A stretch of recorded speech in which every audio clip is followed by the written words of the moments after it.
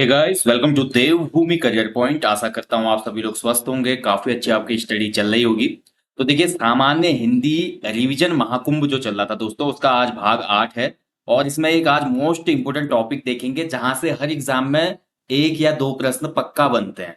मैं फिर बोल रहा हूँ दोस्तों, ये आज का जो टॉपिक है, यहाँ से हर एग्जाम में ग्रुप सी के एक या दो प्रश्न पक्का बनते हैं। ठीक है, तो वर्णमाला में आज हम स्वर और व्यंजनों का अध्ययन करेंगे और अच्छे से स्वर कितने प्रकार के हैं, व्यंजन कितने प्रकार के हैं, जो हमारा महाप्राण होता है, अल्प प्राण होता है, घोष क्या है, अघोष क्या है, प्रकंपित क्या है, पार्श्विक क्या है, अंतःस्थ क्या है, सभी जो वर्णमाला के हमारे व्यंजन और स्वरों का वर्गीकरण किया गया है, इसको अच्छे से समझ पाएंगे। और ये सामान्य हिंदी रिवीजन महाकुंभ जो सीरीज चल रही है दोस्तों, ये बहुत इंपॉर्टेंट है आपके upcoming group C exam, like जो ग्रेजुएट लेवल का आपका एग्जाम होने वाला है, उसके लिए तो बहुत बेहतरीन ये आपको हेल्प करेगी। तो चलिए शुरू करेंगे सामान्य हिंदी वर्णमाला। तो इससे पूर्व मैंने आपको टॉपिक दिया था संज्ञा और सर्वनाम का, और उससे पहले के 6 भाग हमने दिए थे आपको सामान्य हिंदी कवि परिचय के, काव्य खंड जो पद्य खंड है और गद्य खंड के कवि और साहित्यकार हैं। ठीक है, तो चलिए शुरुआत करेंगे वर्णमाला की। तो हिंदी वर्णमाला की शुरुआत करते हैं दोस्तों, सबसे पहले आपको पता होना चाहिए हिंदी वर्णमाला की जो शुरुआत होती है एक हिसाब से वो स्वर से हम कह सकते हैं कि हिंदी वर्णमाला की जो मूल इकाई है वो स्वर है। वैसे देखा जाए तो जो भी हमारे वर्ण होते हैं ना, वर्ण से हमारी सबसे पहले जो हमारी मूल इकाई होती है, कभी भी हमने पढ़ा होगा दोस्तों कि वर्णों की जो व्यवस्थित समूह है उसको वर्णमाला कहते हैं। और साथ ही भाषा की जो सबसे छोटी इकाई होती है वो ध्वनि या वर्ण ही कहलाती है। अब वर्ण जो होते हैं हमारे वर्णों का वर्गीकरण दो प्रकार से किया गया है, एक तो स्वर होते हैं, दूसरा हमारा व्यंजन होता है। ठीक है, ध्यान रखेंगे। तो सबसे पहले स्वर की बात करते हैं, तो स्वर होते क्या है देखिए। तो स्वर की मैं बात करता हूं, स्वर वे वर्ण होते हैं जिनका उच्चारण स्वतंत्र रूप से किया जाता है।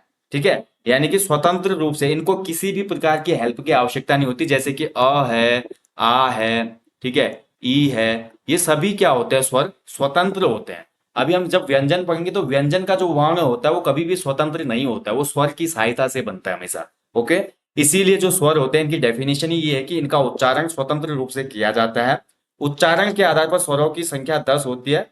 और परंपरागत रूप से हिंदी वर्णमाला में स्वरों की जो कुल संख्या दोस्तों वो 13 होती है। ठीक है, वैसे देखा जाए तो अगर हम देखें, थोड़ा इसमें कंफ्यूजन आपको होगा, हिंदी वर्णमाला में टोटल 52 ध्वनियां मानी गई है, जिसमें से मान्यता जो दी गई वो 11 स्वरों को दी गई है। व्यंजन 33 हैं, संयुक्त व्यंजन 4 हैं, और अयोगवाह वर्ण 2 हैं, और द्विगुण या उच्छिप्त जो व्यंजन है वो भी 2 हैं। तो टोटल आप काउंट कर सकते हैं दोस्तों। तो हिंदी वर्णमाला में 33 और 11 44, 4 48 और 2 50 और 2 52। तो 52 वर्णमाला में कितने अक्षर है, कभी क्वेश्चन बनेगा तो मान्यता के तौर पे वर्णमाला में 52 ध्वनियां या वर्ण माने जाते हैं। ठीक है, अब यहाँ पर देखिए उच्चारण के आधार पे 10 मान रहा है, और टोटल देखा जाए तो हमारा जो स्वरों की संख्या है 11 है, और परंपरागत रूप से 13 है। ठीक है, अगर क्वेश्चन ही बनेगा कि कुल स्वरों की संख्या कितनी होती है तो 11 आपका सही उत्तर है, इसमें कोई डाउट नहीं है। लेकिन कभी ऐसे क्वेश्चन बनेगा कि उच्चारण के आधार पर कितने स्वर हैं, तो 10 हो जाएंगे, और वहीं परंपरागत रूप से हिंदी में टोटल कितने जो हमारे स्वर हैं वो हो जाएंगे 13। अब कौन कौन से होंगे थोड़ा वो भी देखेंगे अभी। ठीक है, इसका भी डाउट क्लियर हो जाएगा। तो अगर स्वरों का वर्गीकरण किया जाए तो स्वरों का वर्गीकरण दोस्तों अलग अलग प्रकार से किया जाता है। सबसे पहले देखिए, उच्चारण में लगने वाले समय के आधार पर स्वरों का वर्गीकरण होता है। जैसे कि मैं बोलता हूं कितना टाइम लग रहा है, आ ई। ठीक है, यानी कि जो भी मैं उच्चारण कर रहा हूं उसमें जो भी टाइम लग रहा है उसको उच्चारित करने में, उसके आधार पर स्वरों का वर्गीकरण है। जिसमें पहला प्रकार होता है ह्रस्व स्वर, दूसरा प्रकार होता है दीर्घ स्वर, और तीसरा प्रकार होता है प्लुत स्वर। ठीक है, तो इनको समझिए। ह्रस्व स्वर का मतलब है दोस्तों जो भी हमारे मूल स्वर होते हैं, मूल स्वर को ही ह्रस्व स्वर कहा जाता है। तो मूल स्वर कौन कौन से होते हैं, अ ई उ री। यानी कि ध्यान रखेंगे, ये बहुत इंपॉर्टेंट है दोस्तों, हिंदी में मूल स्वरों की संख्या है 4। एक तो अ है, दूसरा छोटी ई है, तीसरा छोटा ऊ है, और चौथा री है। ये भाई हिंदी के 4 मूल वर्ण हैं। नीचे का नहीं होगा, माफ कीजिएगा, इसको इरेज करते हैं। ठीक है, हिंदी में मूल जो वर्ण है या स्वर है, इनकी संख्या कितनी है, 4, ध्यान रखना। और ह्रस्व स्वर वाले भी जो हमारे स्वर होते हैं वो कितने होते हैं, ह्रस्व का मतलब होता है छोटी मात्रा ही नहीं होती, जिसमें इन स्वरों के उच्चारण में एक मात्रा का समय लगता है या उच्चारण बहुत लघु होता है, जैसे अ ई उ री, कितनी तेजी से हम बोल पा रहे हैं ना, इसीलिए इनको मूल स्वर या ह्रस्व स्वर कहा जाता है। दूसरा जो प्रकार होता है दीर्घ स्वर। दीर्घ स्वरों के उच्चारण में 2 मात्रा का समय लगता है, जैसे अ के आगे एक मात्रा लगाते हैं तो हम क्या हो जाता है, आ। ई के ऊपर मात्रा लगाएंगे तो बड़ी ई, ऊ के ऊपर मात्रा लगाएंगे तो ऊ बोलते हैं। ठीक है, तो यहाँ पर क्या हो जाता है हमारा, जब हमारे स्वरों के उच्चारण में दो मात्रा लगाई जाती है तो इसका निर्माण ह्रस्व स्वर से बदलकर दीर्घ स्वर में हो जाता है।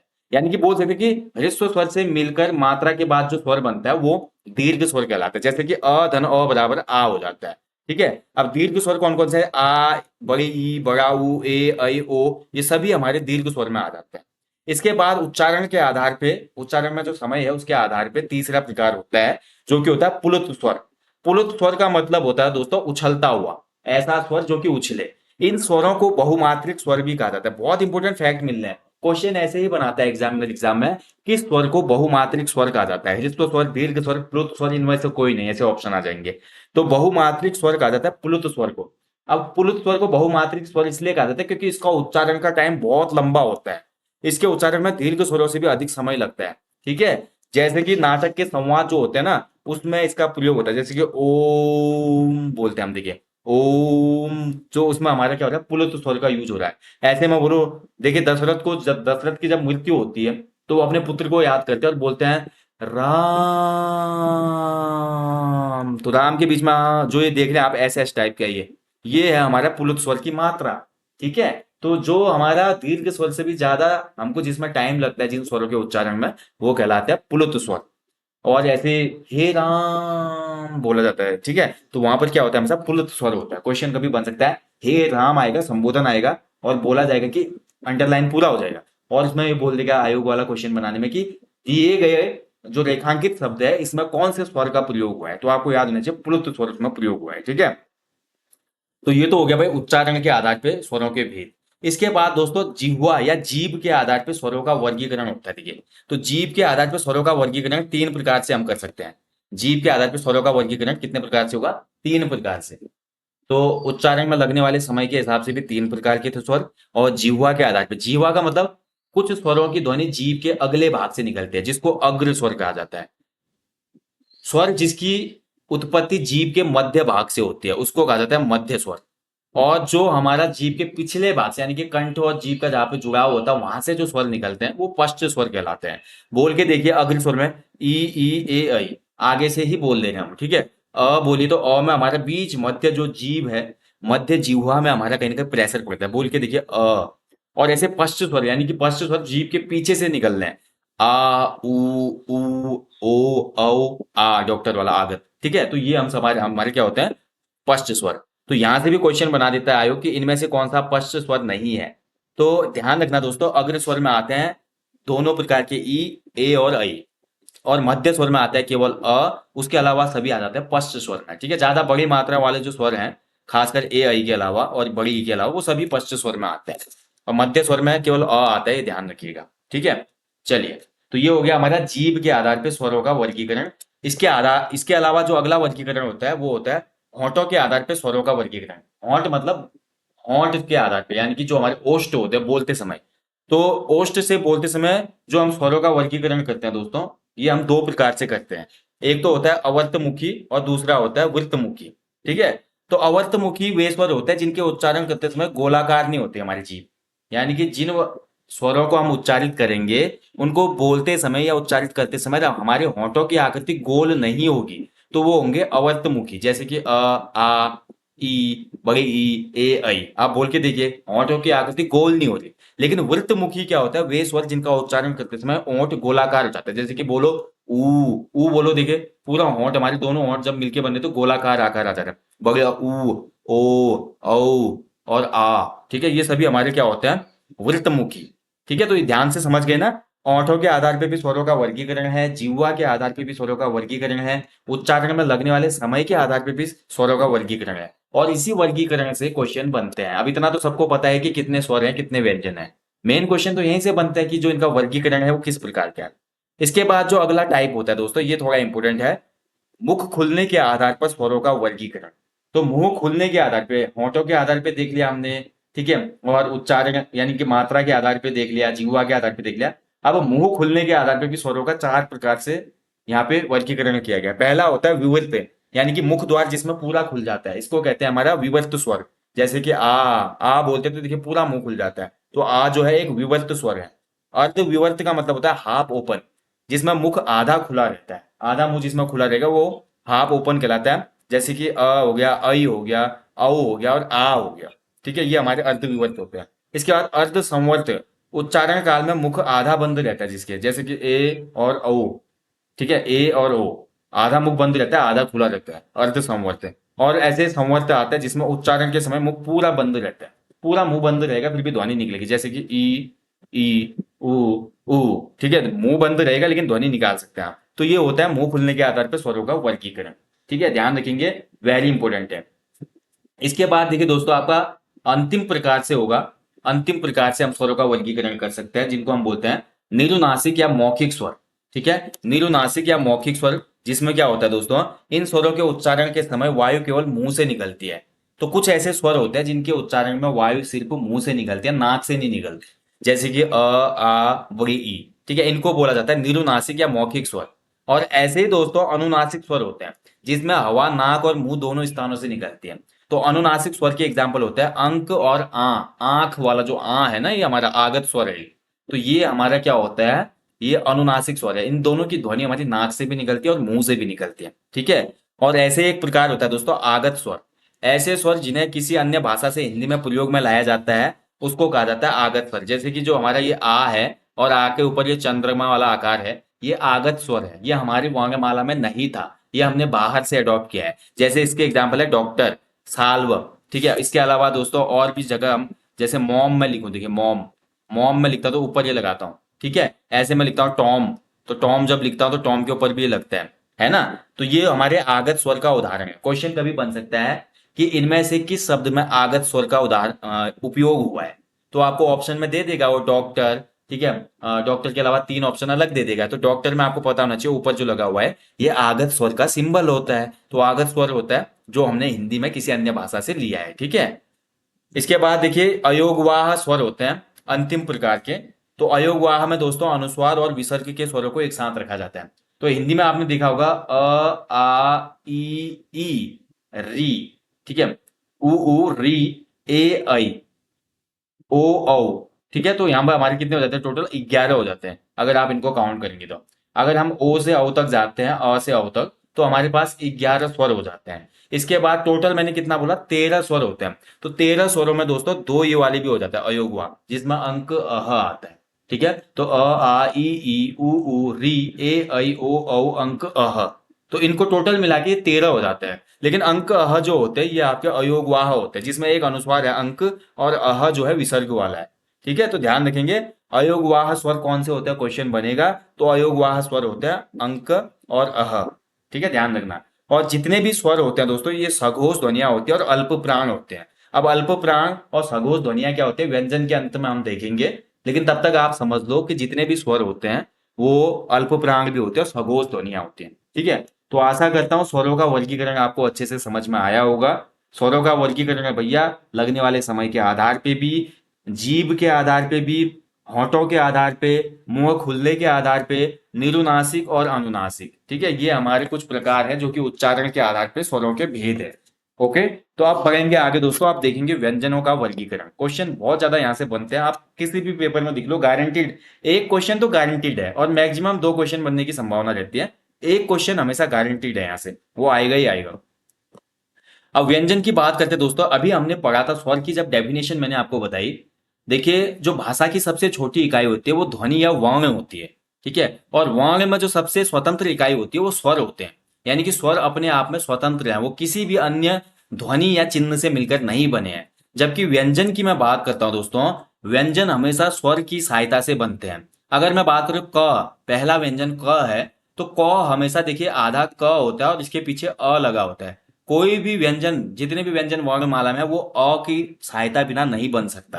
क ख ग घ ङ च छ ज झ ङ, तो यहाँ पर अ जो ध्वनि लास्ट में आई है, ये सभी जो व्यंजन होते हैं ये आपका स्वरों की सहायता से बनते हैं। इसलिए व्यंजन स्वतंत्र वर्ण नहीं है, इस चीज का भी ध्यान रखना। अगर कभी क्वेश्चन बनेगा क्या व्यंजन स्वतंत्र ध्वनि है, तो व्यंजन स्वतंत्र ध्वनि नहीं है। ठीक है, ध्यान रखना।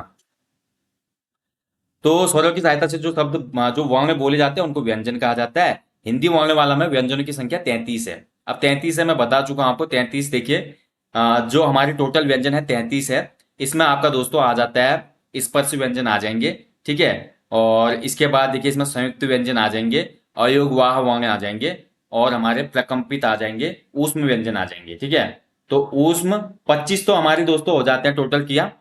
टोटल 33 व्यंजनों में अभी संयुक्त अयोगवाह और द्विगुण को तो छोड़ दीजिए, अयोगवाह वर्ण तो स्वरों की बात हो रही है, ठीक है। व्यंजन टोटल जो 33 होते हैं, इन 33 में 5 तो हमारे स्पर्श व्यंजन होते हैं, 5 वर्ग के, 5 पचा 25, क वर्ग, च वर्ग, ट वर्ग, त वर्ग और प वर्ग। तो सभी में 5 5 ध्वनियां होती है ना, तो 5 पचा 25 ही हो गया। उसके बाद देखिए दोस्तों हमारा अगला जो होता है ऊष्म व्यंजन होते हैं। कितने ऊष्म व्यंजन होते हैं? 4, ठीक है। कौन कौन से?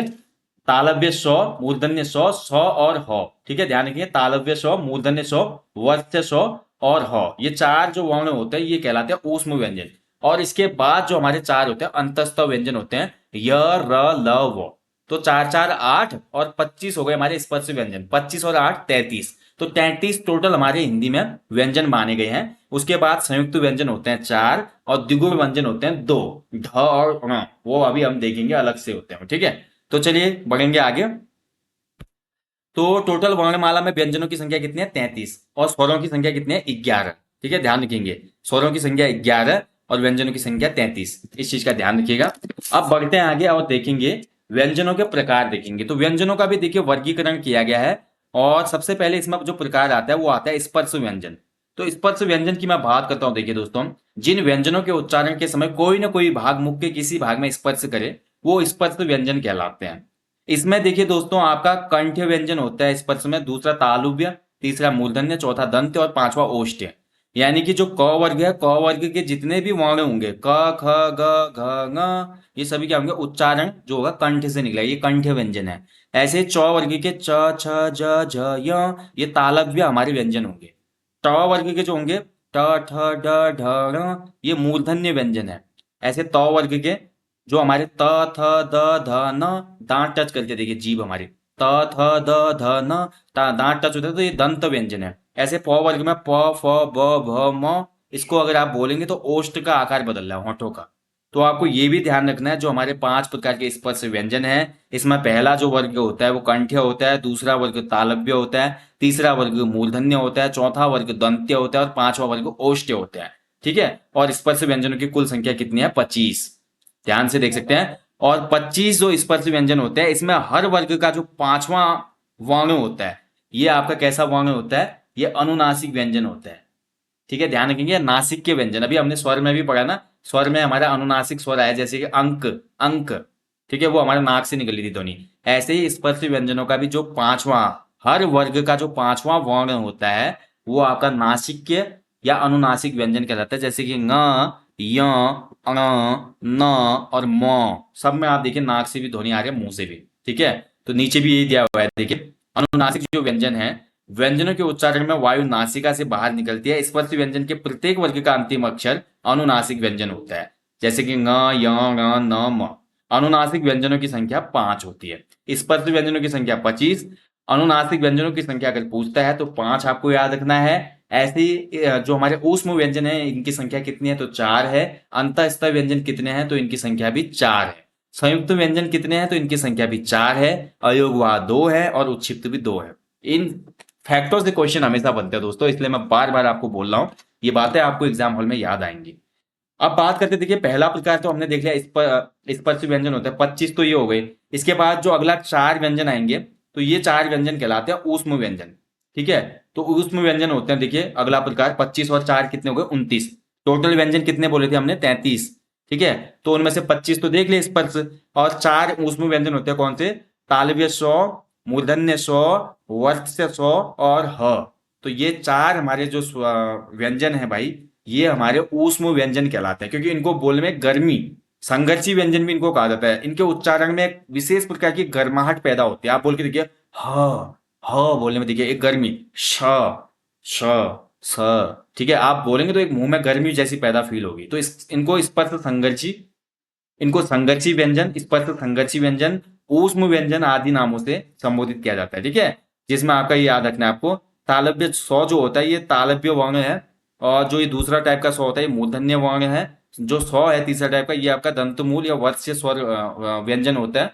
और जो हमारा ह होता है दोस्तों ये कंठ होता है। ये तीनों स्वर दोस्तों अघोष महाप्राण होते हैं। ध्यान रखेंगे तीनों प्रकार के जो हिंदी के स हैं ये अघोष महाप्राण होते हैं, जबकि जो ह है वो सघोष महाप्राण होता है। ठीक है, अभी सघोष अघोष महाप्राण अल्प प्राण अच्छे से समझा दूंगा लास्ट में, बहुत आसानी से समझ में आ जाएगा। बाएं हाथ का खेल है, बस आप बने रहिए। तो ये हो गया हमारा दूसरा टाइप स्वरों का। स्वरों का जो माफ कीजिए व्यंजनों का तीसरा जो वर्गीकरण किया गया वो है अंतःस्थ। तो अंतःस्थ व्यंजन होते हैं चार। अभी हमने पढ़े 25 कितने थे स्पर्श व्यंजन थे, चार हमने देख लिए कौन से, ऊष्म या स्पर्शी व्यंजन हमने पढ़ लिए। ठीक है, चार हमने क्या पढ़ लिए, संघर्षी व्यंजन या बोल सकते हैं ऊष्म व्यंजन। और चार अब जो आ गए हैं ये है अंतःस्थ व्यंजन, जिसमें हमारा देखिए जिन वर्णों का उच्चारण स्वर और व्यंजनों के बीच में होता है, जैसे कि य, र, ल और वो। ध्यान रखेंगे दोस्तों, य, र, ल, वो, इनमें से देखिए दोस्तों जो हमारे य और वो है ना, इनको अर्ध स्वर भी कहा जाता है। ध्यान रखेंगे खासकर जो हमारे य और वो है, देखिए इनको अर्ध स्वर भी कहा जाता है, क्योंकि इनकी ध्वनि अगर आप य और वो बोले तो हमारा अ जैसी फील हो रही है नहीं, इसीलिए य और वो को अर्ध स्वर कहा जाता है। अंतःस्थ जो व्यंजन होते हैं दोस्तों उसमें य का जो उच्चारण स्थान है तालव्य है, र जो होता है दोस्तों ये दंतमूल वर्ण है, ल जो है दोस्तों ये भी दंतमूल वर्ण है, और वो जो होता है दंत ओष्ठ्य वर्ण है। वो से हमेशा क्वेश्चन बनाते हैं, वेरी इंपोर्टेंट, हमेशा पूछ लेता है। मैंने एग्जाम में अधिकांश एग्जामों में देखा है कि हिंदी वर्णमाला में वो किस प्रकार का उच्चारण के आधार पर किस प्रकार का व्यंजन है, तो ऑप्शन दे देता है वो तालव्य, कंठ, ठीक है, उसके अलावा मूर्धन्य या दंत ओष्ठ्य। तो दंत ओष्ठ्य है वो, और वो और यो जो है ये आपके अर्ध स्वर होते हैं। र जो होता है दोस्तों आपका र लुंठित या प्रकंपित व्यंजन कहलाता है। र बोल के देखिए आप, एक कंपन पैदा हो रहा है ना र बोलने में, तो र जो होता है लुंठित या प्रकंपित व्यंजन कहलाता है, जबकि ल जो होता है इसको पार्श्विक व्यंजन कहते हैं। ठीक है, और जितने भी ये हमारे अंतःस्थ व्यंजन होते हैं ये सघोष अल्प प्राण में रखे जाते हैं। जितने भी हमारे अंतःस्थ व्यंजन है वो सघोष अल्प प्राण होते हैं। ठीक है, तो यहां तक समझ में आ गया ना। अब बढ़ेंगे आगे, अगला है देखिए उच्छिप्त व्यंजन। दो हमने पढ़े उच्छिप्त व्यंजन, टोटल फिर से कैलकुलेशन करते हैं, रिवीजन हो जाएगा। चलिए एक अच्छा खासा रिवीजन हो जाएगा, फिर से कैलकुलेशन कर लेते हैं। पहला देखिए स्वरों की संख्या कितनी थी, 11। स्वरों में जो हमारे अयोगवाह थे दो और थे, ठीक है, अंक ह। उसके बाद व्यंजन पढ़े हमने, व्यंजन टोटल 33। 33 व्यंजनों में भाई 25 हमारे कितने हो गए, जो 25 थे स्पर्श व्यंजन थे, चार हमारे थे कौन से, चार हमारे हो जाएंगे ऊष्म व्यंजन, चार हमारे हो गए 25 4 29 4 33, यानी कि ये अंतःस्थ व्यंजन। तो यहां तक का खेल समझ में आ गया ना। इसके बाद मैंने आपको बताया था दो होते हैं उच्छिप्त व्यंजन। तो उच्छिप्त व्यंजन वो व्यंजन होता है जिसके उच्चारण में जीभ उल्टी से तालु होकर छिटक जाती है, जैसे कि र, बोल के देखिए र, र, ठीक है। इसमें क्या होता है, जो भी हमारे व्यंजन होते हैं उच्चारण में जीभ उल्टी से होकर तालु से छिटक जाती है, तो ये हमारे र और ढ ये हो जाते हैं आपके मूर्धन्य सघोष। एक अल्प प्राण है और दूसरा सघोष महाप्राण है। यानी कि र जो है, जो कि जैसे मैं बोलूँ जड़, जड़ में जब लिखता हूं देखिए, तो जड़ में जो र है ये मूर्धन्य है, धनी और सघोष अल्प प्राण है। जबकि मैं वहीं बोलूँ पौड़ आपको, ठीक है, पौड़ बोलूँ तो पौड़ में जो र है ये आपका मूर्धन्य और सघोष महाप्राण है। ये अंतर बहुत अच्छे से समझना है दोस्तों। तो ये दो हो गए उच्छिप्त व्यंजन। इसके बाद फिर देखिए दो हो गए ना, तो दो हो गए उच्छिप्त व्यंजन। अब आगे बढ़ेंगे, अब चार आ जाएंगे हमारे संयुक्त व्यंजन। तो हिंदी वर्णमाला में दोस्तों संयुक्त व्यंजनों की संख्या है चार। अब नाम से ही पता चल रहा है संयुक्त व्यंजन, संयुक्त मतलब जुड़कर। हिंदी वर्णमाला के वो व्यंजन जो दो व्यंजनों की सहायता से बने, दो व्यंजनों से मिलकर जो व्यंजन बना है उसको कहा जाता है संयुक्त व्यंजन। जैसे पहले इसमें छ है, छ छतरी है। छ जो होता है दोस्तों ये आधा क और सौ से मिलकर बना है। ऐसे ही ज्यों, ज्यों ज्ञानी बोलते हैं हम, ठीक है, ज्यों ज्ञानी या ज्यों भी इसको बोला जाता है। तो ज्यों जो हमारा बना है आधा जौ और यों से बना है। ऐसे त्र त्रिशूल, तो त्र जो बना है हमारा आधा त और रौ से बना है। श्र श्रमिक, श्र श्रृंगार, ठीक है, तो ये हमारा आधा सौ और रौ से मिलकर बना है। तो ये चार हमारे संयुक्त व्यंजन हैं, और इन चार संयुक्त व्यंजनों से क्वेश्चन ये बन के आता है कि ये जो संयुक्त व्यंजन है किनके मेल से बना है। तो चारों व्यंजनों के मेल को आपको याद रखना पड़ेगा, छ, ज्ञ, त्र और श्रौ का, कि किस किस वर्ण के मेल से ये बनते हैं। ठीक है, ध्यान रखिएगा, वेरी वेरी इंपॉर्टेंट है। और हिंदी शब्दकोश में इन संयुक्त व्यंजनों का क्रम भी कभी कभी पूछ लेता है। एक तो ये पूछ लेगा, दो टाइप से क्वेश्चन बनते हैं यहाँ। या तो ये पूछ लेगा कि संयुक्त व्यंजन जो है ये किनके योग से बना है, और दूसरा ये पूछ लेगा कि संयुक्त व्यंजन का स्थान किसके बाद आता है। तो छ जो है हमारा देखिए क के बाद आएगा, क्योंकि क से मिलकर बन रहा है, यानी कि क के बाद ख से पहले छ का स्थान होगा। इस चीज का ध्यान रखिएगा हिंदी वर्णमाला में, ठीक है। और ऐसे ही अगर बात करें त्र की, तो त्र में त और र मिलकर बन रहा है, तो त्र जो है हमेशा त के बाद आएगा। ऐसे ज्यों जो है ये ज के बाद आएगा, और श्र जो है वो सौ के बाद आएगा। यानी कि ये संयुक्त व्यंजन जिस पहली ध्वनि से मिलकर बने हैं उस पहली ध्वनि के बाद ही इनका क्रम होगा। ठीक है, बहुत सिंपली समझना है आपने। जो भी पहली ध्वनि इनके संयोजन में उत्तरदायी है वही पहली ध्वनि के बाद इनका क्रम होगा। तो ये है हिंदी वर्णमाला में संयुक्त व्यंजनों का क्रम। इसके बाद देखिए दोस्तों, हमारा व्यंजनों में भी दोस्तों आपकी कुछ आगत या ग्रहित ध्वनियां होते हैं जो कि हम कम यूज करते हैं। हिंदी में तो बहुत कम यूज होता है इनका, ठीक है, लेकिन जो हमारे कुछ उर्दू शब्द होते हैं, फारसी शब्द होता है, उसमें आपको ये आगत ध्वनियां देखने को मिलेंगी। जैसे कि इनके नीचे नुक्ता लगा होता है, जैसे क ख ज फ। क देख रहे हैं ना आप, क ये क लिखा है, क के नीचे बिंदु लगा है, इस बिंदु को नुक्ता कहा जाता है। कभी कोई पूछ सकता है आगत ध्वनियों के नीचे कौन सा चिन्ह लगा होता है, तो इसको नुक्ता कहा जाता है। अब देखिए, जैसे अब मैं बोलूँ थोड़ा, इसमें क्या होता है कि उच्चारण में अंतर आ जाता है।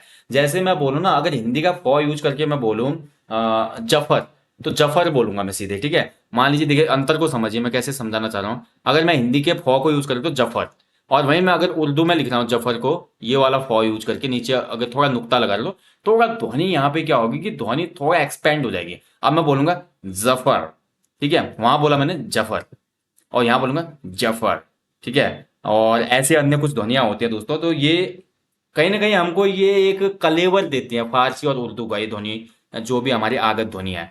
तो इसमें जो ज होता है ये वर्ष से होता है, सघोष अल्प प्राण है, जबकि फ जो है दंत्य ओष्ठ और अघोष महाप्राण है। ठीक है, चलिए, तो इतना क्लियर हो गया। तो ये थे भाई हिंदी शब्दकोश में जो वर्णमाला थी, स्वर हमने देख लिए और हमारे व्यंजन हमने देख लिए, टोटल व्यंजनों का नंबर देख लिया। वर्णमाला में जितने भी हमारे कुल वर्ण हैं, मानक जो मानकीकरण के हिसाब से, वो देख लिए। स्वर हमारे कितने थे? 11 थे, देख लिए ना। व्यंजन 33 थे, संयुक्त व्यंजन 4 थे, ठीक है। छ, त्र, ज्ञ और स्र। अयोगवा वर्ण 2 थे, अंक और अह। द्विगुण व्यंजन भी 2 थे, र और ढ, ठीक है। पड़ा और जो मैंने खड़ा में आपको बताया, ठीक है। तो ये हो गए हमारे, आप जोड़ लीजिए। 33 और 11 44, 44 और 4 48, और 2 50 और 2 52। यानी कि कभी भी क्वेश्चन बनेगा कि हिंदी वर्णमाला में कितनी टोटल ध्वनियां हैं, तो टोटल ध्वनियां या जो वर्णों की संख्या है मानकीकरण के हिसाब से वो 52 है, ठीक है। स्वरों की संख्या 11 है और कुल स्वरों की संख्या 13 हो जाते हैं जब हम इनमें अयोगवा वर्ण भी शामिल कर लेंगे, ठीक है। ऐसे व्यंजनों की संख्या दोस्तों टोटल हो जाएगी 33। अगर हम इसमें द्विगुण और संयुक्त व्यंजन भी शामिल कर लेंगे तो ये हो जाएगी आपकी 33 और 4 37 2 39, ठीक है। तो ये टोटल हमारा एक नंबर है जो कि आप समझ गए होंगे। चलिए, अब देखते हैं दोस्तों, अगला जो है, अगला जो पॉइंट है वेरी इंपोर्टेंट है, जो अभी तक हम पढ़ रहे थे, अल्प प्राण, महाप्राण, अघोष, अघोष। इसको मैं बहुत प्यार से समझा दूंगा, आप कभी भी कंफ्यूज नहीं होंगे, ठीक है। तो देखिए, घोषत्व के आधार पे व्यंजन 2 प्रकार के होते हैं। अभी हमने ये पढ़ा कि जितने भी स्वर होते हैं, स्वर में तो हमारा क्लियर है ना, जितने भी स्वर होते हैं अ से लेकर अह तक, जितने भी स्वर होते हैं भाई वो सभी सघोष ध्वनियां होती है और अल्प प्राण होते हैं। जितने भी स्वर होते हैं वो क्या होते हैं? सघोष और अल्प प्राण। ये तो मैंने क्लियर कर दिया ना। स्वर जो होते हैं, सभी स्वर क्या होते हैं? सघोष होते हैं, और सभी स्वर ध्वनियां क्या होती है? अल्प प्राण होते हैं, ठीक है। ये स्वरों का कंडीशन क्लियर हो गया। स्वर में आपको कंफ्यूजन नहीं होगा। अब व्यंजनों में कंफ्यूजन रहता है जहां से क्वेश्चन बनता है। तो व्यंजनों में देखिए, घोषत्व के आधार पर व्यंजन 2 प्रकार के होते हैं। अब घोषत्व क्या है भाई? घोषत्व मतलब बोलने के समय, जैसे कि मैं बोलूं अघोष क्या होता है? अघोष जिन वर्णों के उच्चारण के समय स्वर तंत्रों में कोई विशेष कंपन ना हो, वो अघोष वर्ण कहलाते हैं। यानी कि जो भी व्यंजन हम बोल रहे हैं, अगर उसको बोलते समय मेरे गले में कोई भी प्रकार की वाइब्रेशन ना हो, तो वहां पर क्या होगा? अघोष होगा। प्रत्येक वर्ण का पहला व दूसरा व्यंजन अघोष होता है। यानी कि देखिए, प्रत्येक वर्ग का पहला और दूसरा व्यंजन अघोष होता है। अगर मैं बात करूं क, ख, ग, घ, ङ, क्या बोल रहा है वो? प्रत्येक वर्ग का पहला और दूसरा व्यंजन अघोष होता है। यानी कि क और ख जो होगा ये अघोष होगा। ऐसे च और छ जो होगा अघोष होगा। ट और ठ अघोष होगा। त और थ अघोष होगा। प और फ अघोष होगा। समझ गए ना? आया समझ में? और तालव्य स और मूर्धन्य स क्या होगा? अघोष होगा। ऐसे य और र हम पढ़ चुके हैं। तो य और र जो होंगे दोस्तों, य और रो तो हमारे क्या होते हैं? अर्ध स्वर में आते हैं, वो तो हमारे सघोष में आ जाएंगे, वो अघोष में नहीं आएंगे, ठीक है। यहाँ पे तक हम देखते हैं जो हमारे संघर्षी व्यंजन है, साथ ही स्पर्श व्यंजन है, इनका जो पहला और दूसरा व्यंजन होता है वो हमेशा क्या हो जाएगा? अघोष होगा। और इसके अलावा जो तीसरा, चौथा और पांचवा होगा वो हमेशा सघोष होगा। जिन वर्णों के उच्चारण के समय स्वर तंत्रियों में विशेष प्रकार का कंपन हो सघोष कहलाते हैं। बोल के देखिए, जैसे कि मैंने क और ख बोला तो नॉर्मली आवाज आ रही है क ख, लेकिन जहां से मैं बोलो ग घ अंग, इसमें देखो थोड़ा वाइब्रेशन फील हो रही है ना गले में, ऐसे च छ में नहीं हो रहा है, लेकिन वही मैं बोलो ज झ य, ठीक है, इसमें वाइब्रेशन हो रही है। ट वर्ग में ट ठ में नहीं हुई, ठीक है, पहला दूसरे में, लेकिन जो तीसरा चौथा पांचवा है ट ठ में देखिए ड ढ ण, ऐसे द ध न, इसमें क्या होता है वाइब्रेशन फील हो रही है। यानी कि जिन वन व्यंजनों के उच्चारण में वाइब्रेशन फील होती है गले को स्वर तंत्रियों में, तो वो घोष या सघोष कहलाते हैं, और जिनमें नहीं होती वो अघोष कहलाते हैं। पहले के दो हमेशा क्या होते हैं अघोष होते हैं, और बाकी बचे हुए तीन क्या होते हैं हमेशा सघोष होते हैं, बस इतना ही है। ठीक है, ये सघोष सघोष का आपका क्लियर चक्कर जो था वो क्लियर हो गया, इसमें कंफ्यूज मत होना। पहले के दो क्या होते हैं अघोष होते हैं, और बाकी के बचे तीन सघोष होते हैं। अब ऐसे प्राणत्व के आधार पे दोस्तों, प्राणत्व के आधार पे भी स्वरों के भेद होता है, जिसमें अल्प प्राण और महाप्राण होता है। अल्प प्राण क्या होता है देखिए, जिन व्यंजनों के उच्चारण के समय मुख से कम हवा बाहर निकले उसको कहा जाता है अल्प प्राण। ठीक है, यानी कि अगर मैं बात करूं देखिए क ख ग घ ङ, ठीक है, तो देखिए अल्प प्राण का मतलब है जिसके उच्चारण के समय मुख से कम हवा बाहर निकले, वो अल्प प्राण कहलाएगा। कम हवा तो अल्प, ज्यादा हवा तो महाप्राण। जिसको बोलने में ज्यादा हवा निकले वो महाप्राण में आ जाएगा, जिसके उच्चारण में कम हवा निकले वो अल्प प्राण में आ जाएगा।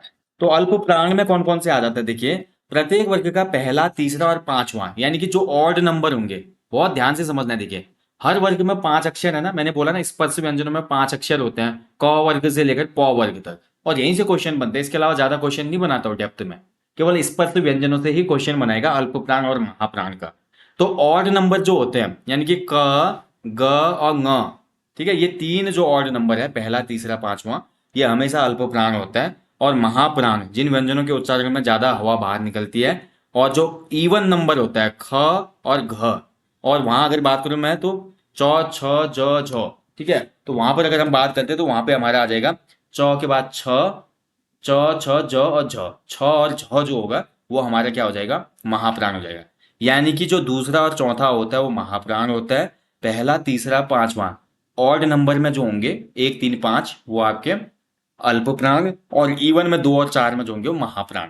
तो दो चार महा है ऐसे याद रख लो, एक तीन पांच अल्प है, ठीक है, ऐसे याद रख लो। और घोष अघोष तो सिंपल है, घोष अघोष में पहले के दो वर्ण जो है वो अघोष है, और बाकी के बचे हुए तीन घोष है। ठीक है, तो सिंपल से ये समझ में आना चाहिए दोस्तों आपको। तो ये था भाई वर्णमाला से जो भी हमारे महत्वपूर्ण फैक्ट बनते हैं वो हमने अच्छे से रिवीजन कर लिए। मैं आशा करता हूं दोस्तों इस क्लास के बाद आपका कोई भी डाउट नहीं रहा होगा, और अच्छे से सभी डाउट आपके मैंने क्लियर कर दिए होंगे। अब कुछ क्वेश्चन बनते हैं जैसे कि मैं थोड़ा डिस्कस करना चाहूंगा, वर्णमाला से जो क्वेश्चन बन के आते हैं एग्जाम में, थोड़ा उनको डिस्कस कर लेते हैं किस किस प्रकार के क्वेश्चन बनते हैं।